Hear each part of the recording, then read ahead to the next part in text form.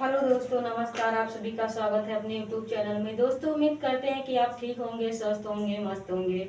तो बिना समय गंवाए अपने टॉपिक पर ध्यान देते हैं। आज का हमारा टॉपिक क्या है, हम ये देखते हैं। प्लीज सामने देखिए, तभी आपको ये टॉपिक आसानी से समझ में आएगा।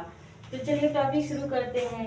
देखते हैं, रीजनिंग का सवाल है, कोडिंग एंड डिकोडिंग पार्ट से है, जिसका पहला सवाल है, किसी कोड भाषा में DAYLONG को JBEKHOP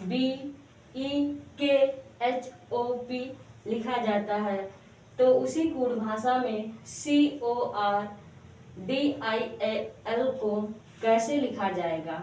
ये चार ऑप्शन दिए गए हैं। तो सबसे पहले हम देख लेते हैं कि इस सवाल को, ये एक शब्द है, इस शब्द का ये शब्द कैसे बना। अगर हम ये कर लेंगे तो इस सवाल का जवाब हमें आसानी से मिल जाएगा। तो चलिए शुरू करते हैं। जैसे DAYLONG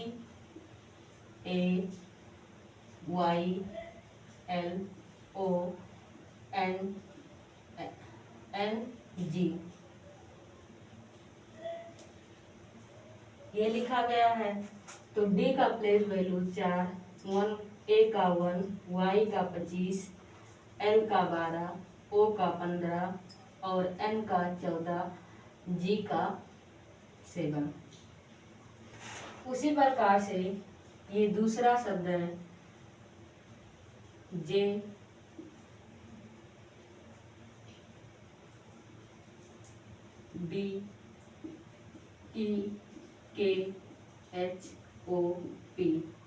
J का 26, B का 2, E का 5, K का 11, H का 8, O का 15 और P का 16।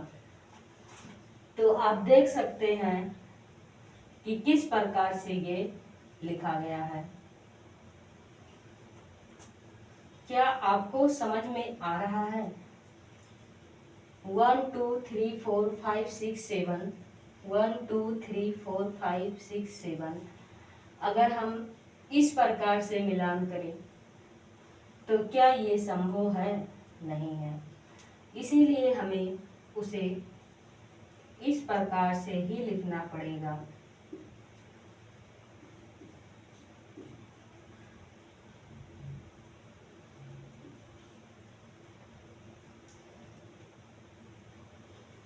अब कैसे, ये देखना है। यहाँ पर Y का Z हुआ, A का B हुआ, E का D हुआ और G का H हुआ, N का O हुआ और O का P हुआ, L का K हुआ। यानी ये जो बीच का अक्षर है ये एक माइनस किया गया और यहाँ पर सब में एक प्लस,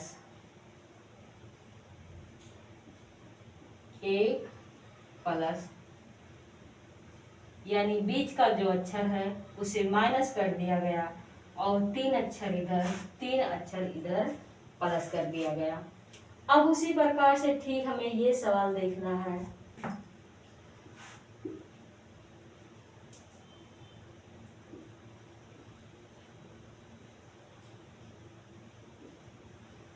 कोडिंग डिकोडिंग का कोई भी सवाल लगाने के लिए सबसे पहले हमें एक दूसरे का अपोजिट याद होना चाहिए।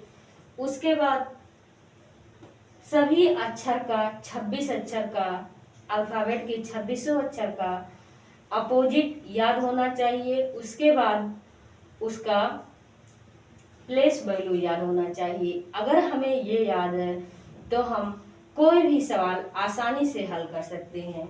तो हम ये सवाल देखते हैं।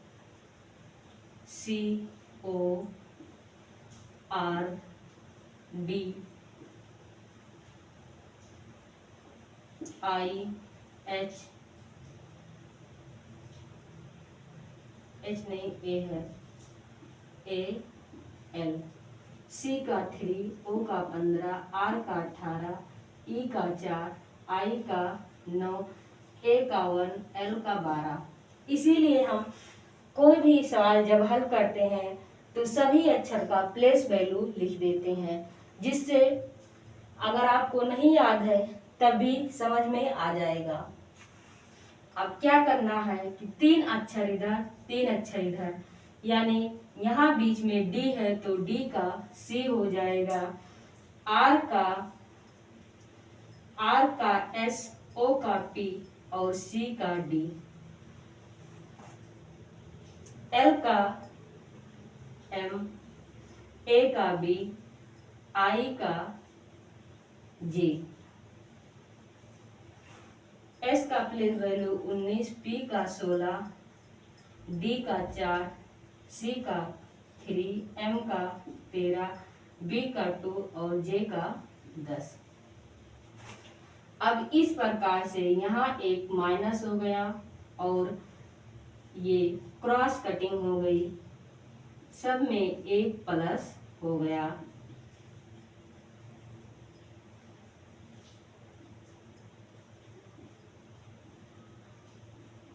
सब में एक प्लस और बीच का एक माइनस, यानी 3 अक्षर इधर 3 अक्षर इधर प्लस कर दिया गया और बीच का अक्षर माइनस कर दिया गया। तो जो हमारा नया शब्द बन के आया वो है SPDCMB और J। तो हम अब सबसे पहले अपना ऑप्शन चेक कर लेते हैं कि कौन सा ऑप्शन सही है, जिसमें है SPDCMBJ, यानी और हमें कुछ चेक करने की जरूरत ही नहीं है। हाँ, और हमें कुछ चेक करने की जरूरत नहीं है क्योंकि हमारा ये पहला ऑप्शन ही सही है, SPDCMBJ। तो ये ऑप्शन हमारा सही है, तो और हमें चेक करने की जरूरत ही नहीं। तो आज का टॉपिक यहीं समाप्त होता है। उम्मीद करते हैं कि ये टॉपिक आपको आसानी से समझ में आई है। अगर आपको ये टॉपिक समझ में आया है तो प्लीज़ लाइक शेयर और सब्सक्राइब कीजिए, ज़्यादा से ज़्यादा शेयर कीजिए। अगले दिन मैं एक नए सवाल के साथ आपसे मिलूंगी। तब तक के लिए आप स्वस्थ रहिए और मस्त रहिए। और हाँ, मुस्कुराना ना भूलिए। अगर जंग जीतना है तो हर हाल में मुस्कुराना है। अगर आप मुस्कुरा रहे हैं तो आप आधी जंग बिना लड़े ही जीत जाते हैं। ये बात हमेशा याद रखना।